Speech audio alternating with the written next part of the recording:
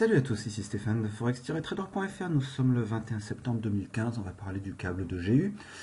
Avant de démarrer, vous savez que les investissements sur le forex sont des investissements risqués, que vous ne devez y investir que de l'argent, vous pouvez vous permettre de perdre. Ce que je vais expliquer maintenant reflète certes mes vues sur le marché, mais ce n'est pas un conseil pour investir. En particulier, je décline toute responsabilité en cas de perte financière liée à l'utilisation du contenu de la présente vidéo. GU Moire est en train de ranger. Vous notez quand même cette présence du 23,6 qui est à peu près à 1,53,5, croyez-moi sur parole, et on va y revenir. Bon, c'est une zone où il est arrivé que la paire est un peu plus bas, on le voit ici, là, mais globalement, elle est bas, elle est basse.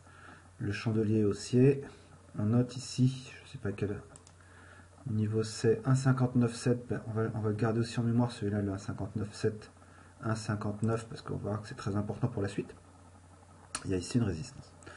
Sur la semaine, vous voyez qu'on avait la semaine dernière, c'est-à-dire la semaine précédente, je veux dire, refusé le 1,57,5 et fait un avalement haussier.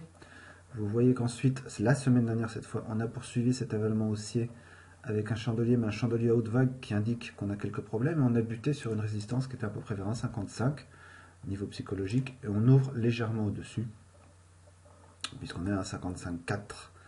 On a aussi une résistance de FIB qui a l'air de tenir un peu à ce niveau-là, vers 1,55,5, 1,55,6, d'accord. Premier renseignement, puisqu'on a on est avant l'ouverture des marchés européens, on est à 1,55,5 sur une résistance de FIB qui est à 1,55,6, on ne va surtout pas acheter maintenant. Ici, si on dépasse la résistance de 1,55,6, il faut qu'on y revienne.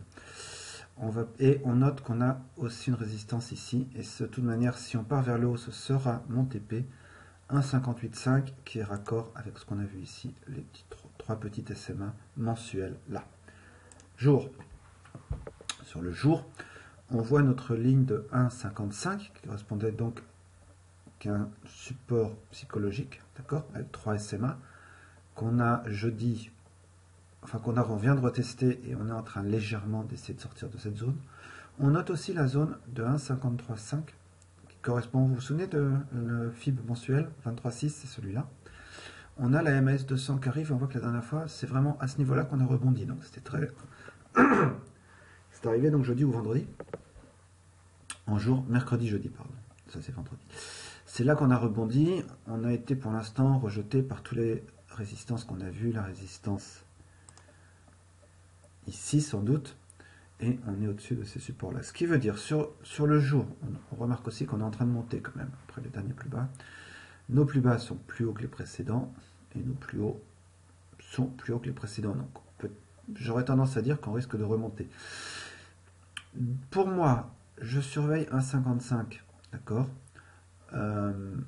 et 1,55,5, et je suis prêt à racheter tous signaux au moment où on revient sur cette ligne, pour aller tester 1,58, 1,59, comme la dernière fois. Est-ce qu'on va monter plus haut? Je ne sais pas. Je vais sûrement me protéger quand on sera là, voire fermer, je ne sais pas. À mon avis, à cause du mensuel, on peut passer plus haut, puisque... Non, ça m'étonnerait qu'on passe plus haut sur ce coup-là. Donc je pense que dans un premier temps, je fermerai sur un 59, si on arrive jusque-là. Dans l'autre sens, est-ce que je vends un 55? Alors, attention à un 53,5. J'ai que 150 pips. Je pense pas, dans un premier temps, si je vends, c'est pour aller sur un TP ici. Sur H4, j'aurais pas le ratio nécessaire pour le faire. Par contre, je chercherai à racheter vers si on revient sur cette zone-là. À voir si je peux pas avoir un signal, même un peu en dessous, même jusque-là, tranquillement. Même tant qu'on est au-dessus de 1,51,6, j'essaierai encore de racheter pour remonter. Si on casse 1,51,6, 1,51, cette zone-là, vraiment, j'envisagerais qu'on va redescendre plus bas, voire beaucoup plus bas. Voilà. C'est à peu près ce que je pense, donc je résume. Sur H4, on voit aussi qu'à 1,50, pour finir, on est là, à 1,55 sur une ligne, sur un retracement 50 et une SMA, donc ça nous fait quand même 1,55, un gros support. Je serais surpris qu'on le casse vers le bas, mais on ne sait jamais. Je résume.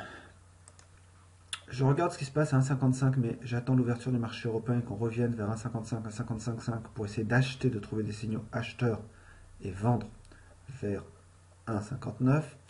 Si on casse 1,55 vers le bas, j'hésiterai à vendre parce que au niveau de 1,53,4, 1,53, j'ai encore de nouveau un beau support. Je sais pas d'ailleurs si un 53 ça représente quelque chose ici. C'est ici, donc vous voyez que j'ai un support. Et j'ai pas vraiment la place pour placer un short. Si on casse maintenant encore plus bas, et qu'on casse par exemple un 51,6, ou même un 52 je pense, là j'envisagerais, si on casse et qu'on confirme, j'envisagerais de vendre long terme. Voilà. C'est comme ça que je compte faire avec GU pour le début de cette semaine. Ben ma foi, je vous souhaite un très bon lundi de trading. On se retrouve demain pour une nouvelle analyse de forex-trader.fr. Au revoir.